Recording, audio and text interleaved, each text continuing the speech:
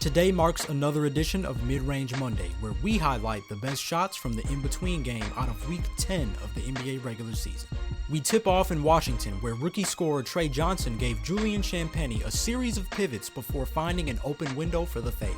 While the clip picks up in the middle of the play, we can tell that Tre sought to drive after noticing the amount of space inside the paint. He does the right thing by putting his head down and attacking with aggression. He then looks to get into his fadeaway using a spin move to protect the ball and turn the opposite direction as his defender cuts him off. However, Tre doesn't take that shot and resorts to a shoulder bump to give him extra space to work with. As he successfully gets Champagnie off of him, he gives a low rip through and gives the defense yet another change of direction with a pivot before finally getting a clean look at the hoop to sink the shot. Tre did a lot of things right here. First, notice how Tre used a spin move and a shoulder bump to keep Champagnie moving backward, not allowing himself to be stonewalled. Second, his footwork made Champagnie believe he was going to take the step through. Even Wemby started inching over for the block as the help defender, but Tre was a step ahead of both of them and knew it was the perfect opportunity to shoot a comfortable fadeaway jumper. This shot was a great example of good spatial awareness and how to use aggression to one's advantage against a solid defender. Such veteran level patience and execution from the rookie. Tre Johnson was widely regarded as one of the best scorers of his draft class, and plays like this remind us why. But he wasn't the only one to showcase a pleasant pirouette as Pascal Siakam returns to the series with a pivot series of his own, fooling the Celtics defense for the fadeaway J. Similar to Tre Johnson, Pascal notices his strength advantage over Josh Minott, and while protecting the pill, aggressively dribbles into his sweet spot in the mid-post. As Pascal gives a good head fake, Minott doesn't fall for it, but he does jump to Pascal's left side, which allows Pascal to think about the step through towards his right. But of course, Minott stands his ground and doesn't give Pascal an easy window to score. But since he was so focused on taking away the second look, Pascal uses a pivot to get to his third shot, twirling away from the defense and utilizing the space behind him to get to his textbook fadeaway. The best scorers are stubborn, in a healthy way, where they are determined to weigh all of their scoring options in a matter of seconds before choosing to give up the rock. This is a classic example of the importance of having counter moves to overcome good defense. This is typically the most flashy you'll ever see Pascal Siakam play, and I love it. He's one of the better players in the league when it comes to keeping the game simple and sticking to what works for him. The mid-post has been his bread and butter since he became an all-star in 2020 and is a large reason why he's maintained plus 20 point per game averages since then. I say this all the time. Just because Pascal doesn't have a Birkin, it doesn't mean his drawstring bag is any less useful. Last I checked, the score is never influenced by how fancy the shot is. All buckets garner the same amount of points, and one thing Pascal Siakam knows how to do is get his. Next up, we head down to New Orleans to see Saddiq Bey make his first appearance with this tough, crafty fadeaway over an excellent defender in Anthony Davis. It's been great to see Saddiq ball out after missing all of last season due to ACL rehab. After noticing his mismatch on AD, Saddiq retreats to set up his attack. Then he calls for a screen from Jordan Poole, who attempts to set a ghost screen on AD. This isn't like the traditional screen, which is meant to set up an open lane or force a mismatch. This ghost screen allowed Saddiq to potentially shoot an open three with Anthony Davis temporarily out of position. However, not wanting to underestimate AD's ability to use his wingspan to affect his shot, Saddiq fakes like he's gonna shoot, only to at the last second cross over to his right, which makes AD bite just enough to where he can try to drive by him and score inside. Saddiq also does a good job splitting Brandon Williams and AD and launching himself into the paint, but at 6'10", AD recovers.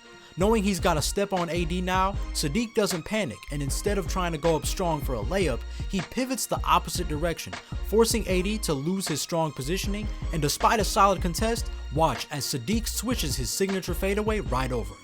Saddiq may have just barely evaded a double dribble violation, but what an example of what it looks like when you trust your skills. Most guys probably wouldn't attack AD on an island due to his defensive reputation, but at the end of the day, Saddiq focused on his strengths, not his limitations, and it paid off.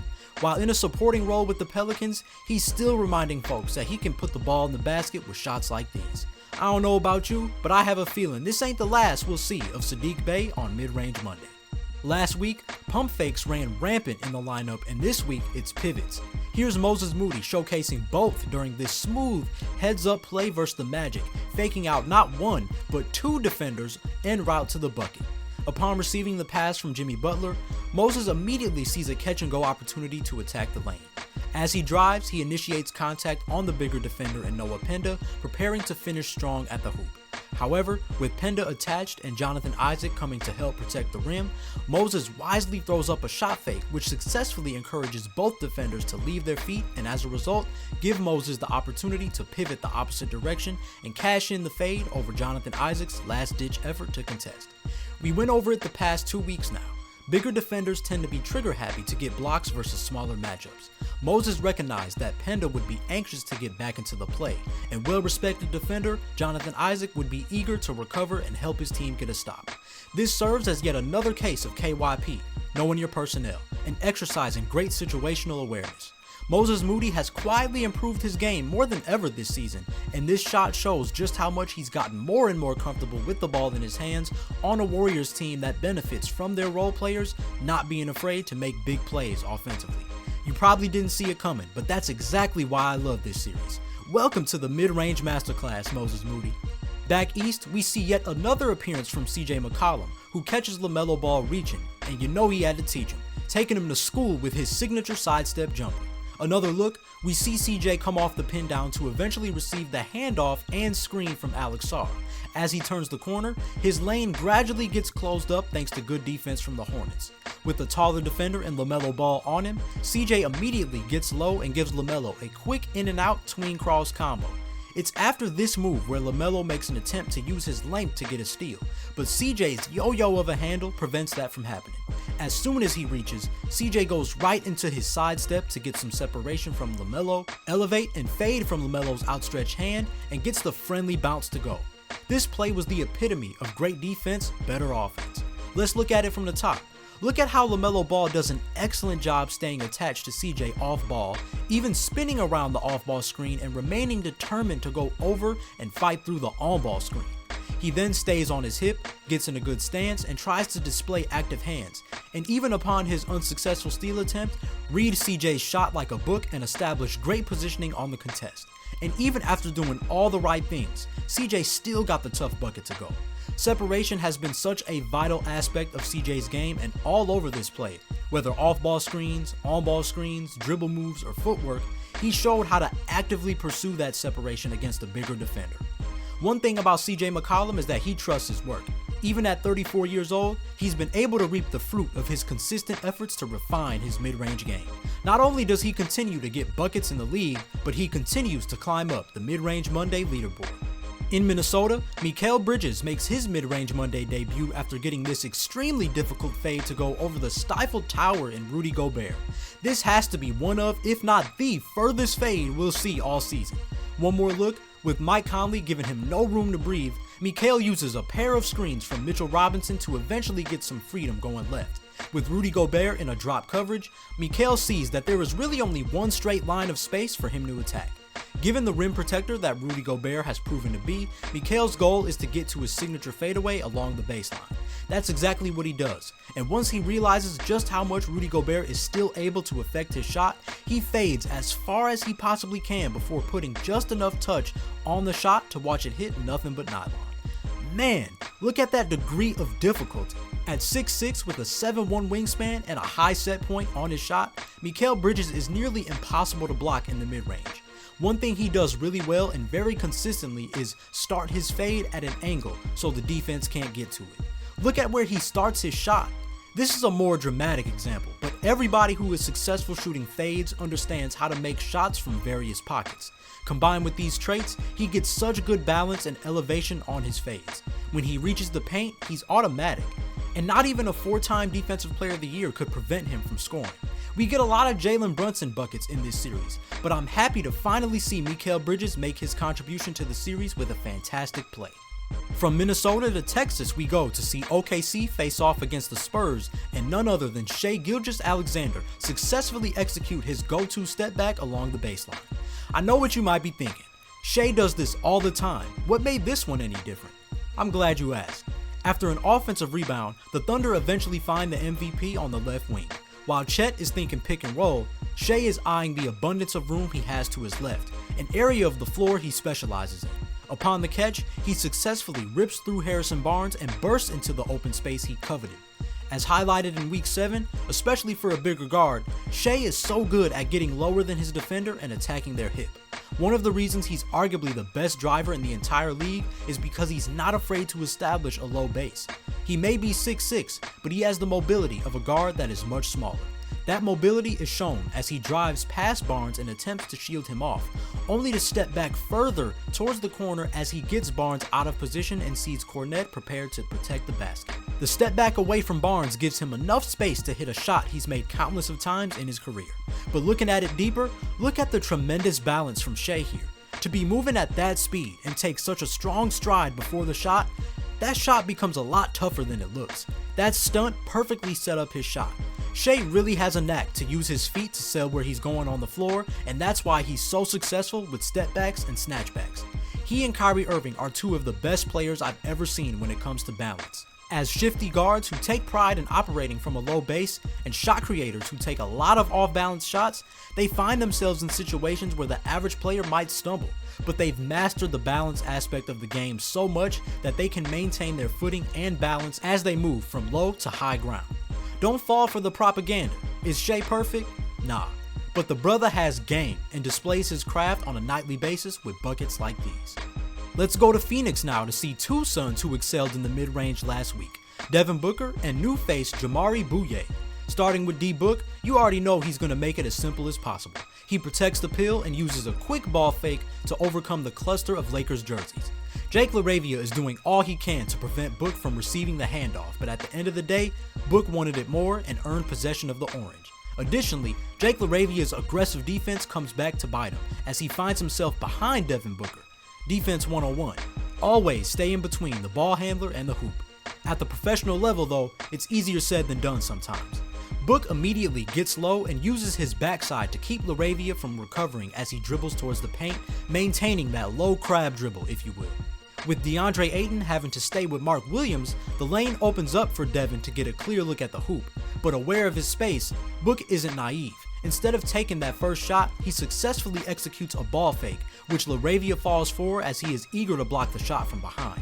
Additionally, DeAndre Ayton understood he had to contain Book's shot with his teammate out of position, so he also fell for the fake. This opened up a safer shot with Ayton's arm coming down and LaRavia having to use his second jump to get a good contest, which he actually kind of does here. But in classic Book fashion, his elevation on the shot and ability to fade away from his defender helped him sink a well-earned basket. He didn't shy away from the aggressive defense. In fact, he took advantage of it, and that's what the great scorers do. This was a great example of how to exploit aggressive defense, shield the defense with your dribble, and once again, use ball fakes to catch eager defenders off guard and out of position. Devin Booker has become the master of spatial awareness and rhythm, and he delivers another lesson in the masterclass with this shot.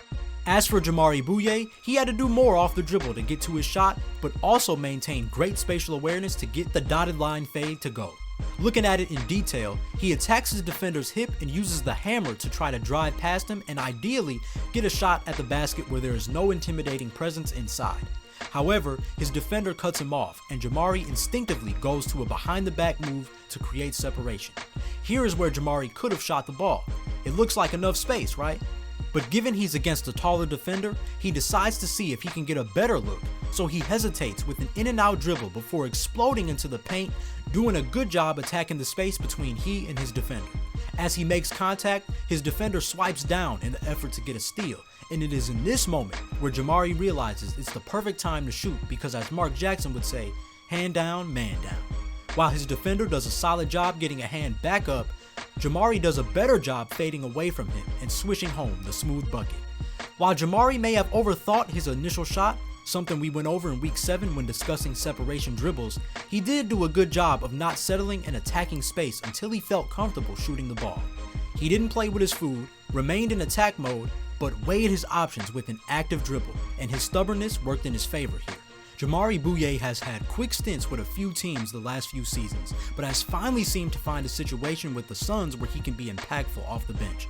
Those success stories are always cool to see, as it shows just how much talent and skill exists in the NBA.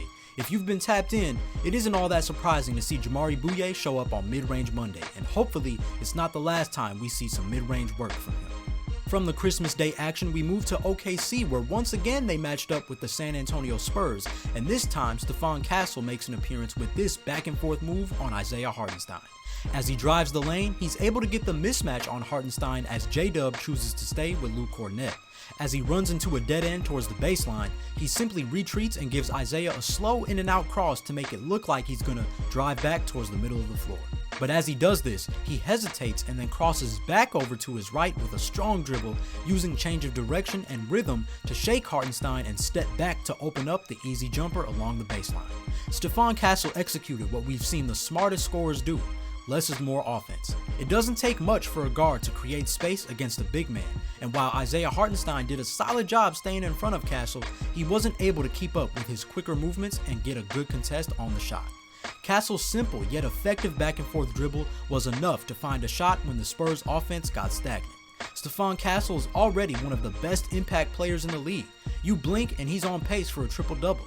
Not only does he continue to impact the Spurs on both ends, but his game is gradually growing on the offensive side. It's a scary sight to think about him adding the mid-range shot to his arsenal. Over to Orlando we go to see the Hornets face off against the Magic, and Brandon Miller returned to this week's edition with a crafty low pickup dribble to shake Paolo Banchero and make a play as the shot clock expires. After getting the ball up top, Brandon immediately recognizes the abundance of space towards his left. However, his driving gap closes and he's forced to improvise. He backs up from Banchero to set up his attack and uses a between the legs dribble to get Banchero to believe he's attacking the middle. But instead of a traditional crossover, Miller actually drops the ball low and swings towards his left, perfectly setting up the pull-up away from Paolo Banchero, providing a crafty late shot clock solution to increase the Hornets' lead. DeMar DeRozan is probably the best in the league at executing that low pickup move. While he usually uses it to rip through tight defenses and draw shooting fouls, it's also a great way to force the defense out of position and open up a lane to the hoop. Brandon Miller wisely used the move here to create similar space, but stop on a dime and shoot the jumper. Brandon continues to add to his impressive resume of shots in this series. He definitely makes a case for having the most unique shot variety out of all the players featured so far. This shot was such a high IQ play and a great example of how shot creation has evolved from past generations. After missing the cut last week, Brandon Miller came back with a vengeance with this excellent shot. I see you, Brandon. Sticking with the Eastern Conference, here's none other than Jaylen Brown creating space for a bucket in the corner with the smooth spin move towards the baseline. A closer look, I appreciate how Jaylen Brown didn't move into the deep corner while waiting for the pass from Derek White. This is already a great example of spatial awareness before you even touch the ball. In the corner especially, you have to be sure to give yourself enough room to operate so you don't step out of bounds or trap yourself against tight defense. With Peyton Pritchard's timely cut, it opens up the skip pass to Brown, where he sees Quentin Jackson closing out pretty strong. First, he uses a pump fake to sell the quick catch and shoot opportunity. Because of the late closeout, Jackson nearly falls for the fake, but does a good job maintaining a defensive stance while staying ready to contest the shot. Then, he jumps to Jaylen's right side, forcing him left. This is smart because of Jaylen Brown's reputation to have a weaker left hand, but it's risky because he's forcing a near 30-point per game scorer towards the middle of the floor. But a step ahead of Jackson, Jaylen takes one dribble before spinning towards the baseline. Because Jackson was crowding Jaylen, it made him vulnerable to be beat with a spin. Just like in the post, anytime a defender is throwing their weight on an offensive player, it gives the offensive player the green light to throw off their balance with a quick spin. Jaylen applies the same methodology here, and the newfound space allowed him to sell the drive a bit before pulling up for a much more comfortable mid-range shot. Just perfect execution from Jaylen Brown here. He took advantage of his defender's tight defense and knew the exact move to get the open space towards the baseline despite having little room to operate from. Jaylen Brown's incredible scoring season continues as he maintains sole possession of the most mid-range Monday appearances, being featured every week so far. If you ever had doubts of what Brown can do for you, he reminds us that the answer is simple: get buckets any way you want it. Heading back west, we find ourselves in Portland, where Blazers forward Deni Avdija makes his first mid-range Monday appearance with a nice change of direction combo before hitting the step back towards the baseline. As he receives the screen from CD Sissoko, he gets somewhat of a mismatch versus Nick Batum, who despite being slower than James Harden, is still an effective defender at his age. As Batum slides up to take away the baseline drive, Deni gives him a long, slow crossover from right to left. Batum may have taken away the baseline, but the space to his left is now going to be the setup to attack the area of the floor that Deni actually wants to go to. Right when Deni takes a step like he's going to attack the middle, he crosses over through his legs back to his right, catching Batum out of position and opening up the drive baseline. The rhythm of this crossover combo is eerily similar to Luka Doncic, who loves to lull defenders to sleep before driving or shooting the step back three. The gradual buildup of the crossover is hard to read as a defender and is a great way to change pace and direction at the same time. With Batum now on his hip and Brook Lopez in a help position at the hoop, Deni knows he'll have to take the baseline jumper, so he steps back away from Batum for more space and confidently makes the shot over Batum's contest. Deni Avdija is known for relentlessly attacking the basket and drawing fouls with his physical play, but he does have a little bit of a mid-range bag. It's been really fascinating to see his evolution as a player, but especially as a scorer. You don't average 25 plus points without sprinkling some in-between buckets every now and then. Deni knows what's up, and it earns him his Mid-Range Monday debut. In another Western Conference matchup, it's the Mavs who were in town to face the Kings as Ryan Nembhard is back on Mid-Range Monday with a tough leaning bank shot. Another look, the clip picks up with Ryan presumably coming off a pick and roll with Daniel Gafford. With Maxime Reynaud in a good drop position awaiting the pocket pass or drive, Keon Ellis stunting at the elbow, and Russell Westbrook trailing behind, Ryan has to make something happen. The best way to do so? Keep that dribble alive until something opens up. Ryan chooses to weave towards the elbow, where you would think his mid-range pull-up would appear, but the Kings are all over it as Russ gets back into a good defensive position. But Ryan doesn't panic and simply dribbles through his legs to drive back towards his left. As he does this, he even gives a quick step back hesitation move at the free throw line to see if he can create space from Russ, but still to no avail. However, with Keon Ellis letting up from his stun a bit, Ryan is able to find a lane towards the left block where there looks to be an opportunity to score at the left side of the hoop. But Russell Westbrook's persistent defense is paying off as he continues to stay with Ryan no matter what. Yet still, Ryan stays level-headed and opts for the Dirk fade, ensuring he uses the glass to increase his chances of converting a difficult shot, and does just that as his hard work is rewarded with 2 points. This is a really nice showcase on how to weave through tight spaces and find scoring opportunities as a smaller guard. Despite giving up some height, smaller guards will always be able to use their lower center of gravity and shiftiness to their advantage. What made guys like Steve Nash, Chris Paul, and nowadays TJ McConnell such scoring threats, despite often being the smallest players on the court, is how they were never anxious to pick up their dribble prematurely. In fact, they trusted that the longer they handled the rock with purpose, it would only be inevitable that a shot would appear, whether for themselves or a teammate. Ryan Nembhard's change of direction served him well against the Kings defense that took away his pick and roll passing option. Additionally, because there wasn't much movement from the other Mavericks on the floor, Ryan had no choice but to find a shot for himself. Let this be added proof that small guards have a place in this league, as big guards and wings aren't the only ones who know how to give buckets. Ryan's persistence paid off and brought him back to the Mid-Range Monday lineup. We'll move to and stay within the Southeast Division for our last two plays, as first up, Nickeil Alexander-Walker reappears this week after also executing some great change of direction with a spin move and a pivot to make the fadeaway versus the Knicks. Upon getting the ball on the right wing, he sees the opportunity to drive towards the middle and get past Jordan Clarkson. Especially with Mitchell Robinson not protecting the paint inside, a shot at the basket is ideal here. But as he attacks Clarkson, he gets cut off and decides to spin away from him, going towards his dominant hand. However, with Clarkson staying with him and Robinson re-establishing a more ideal position inside, Nickeil is unable to get a lane to the hoop that direction either. But here is where he uses yet another change of direction move, this time a pivot, which completely throws off Clarkson and allows Nickeil to shoot an open fadeaway. Of course, Mitchell Robinson attempts to contest the shot, but that doesn't stop Nickeil from putting enough arc on his shot to cash in over the 7-footer. In a new role with the Hawks, Nickeil Alexander-Walker has been playing the best basketball of his career so far, averaging just over 20 points a game. He's evolved from a 3-and-D wing and has been able to show he's got more tricks in his offensive bag. He did an excellent job changing direction here and trusting his footwork to find a shot away from the defense, even faking out Clarkson. Once again, Nickeil shows us that his cousin ain't the only one who can get busy inside the arc. And for our final play, we head to South Beach where the Pacers visited the Heat and Andrew Nembhard showcased that like his brother, he's no stranger to the mid-range with this smooth behind the back into the step back jumper. After the pitch pass from Aaron Nesmith, Andrew dribbles around his ghost screen and doesn't hesitate to attack Jaime Jaquez's hedge, driving straight into his chest. As he makes contact, he dribbles behind his back, which becomes the perfect move to create a healthy amount of space between he and Jaquez. This is why it becomes so beneficial to initiate contact as an offensive player, as you are able to convince a defender that is guarding close to sag off. That said, Andrew doesn't stop there, as the momentum from his behind the back move caused him to maintain a low base and plant his foot forward, initiating a strong step back. This creates even more separation from Jaquez as he takes a step backward, giving Andrew a clear look at the basket to sink the elbow jumper.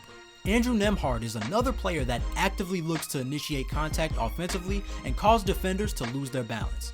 This is exactly what he does here, as his aggression, combined with his instinctual change of direction, helped him get away from tight defense and knock down the easy jump shot that appeared as a result. Andrew Nembhard has made a lot of mid-range buckets this season, and I was just waiting for him to finally earn his spot on Mid-Range Monday. His knack to create space helped him convert this smooth bucket versus the Heat and finally show us that he's got something to contribute to the mid-range masterclass as well. That's a wrap for the Week 10 recap of Mid-Range Monday. Drop a comment and tell me which shot was your favorite from last week's games, and as you catch the games this week, be on the lookout for the players who bring in the new year with some mid-range magic, as you just might see them appear in the next video. And with 5 weeks down now, here's an updated look at the players with the most Mid-Range Monday appearances so far.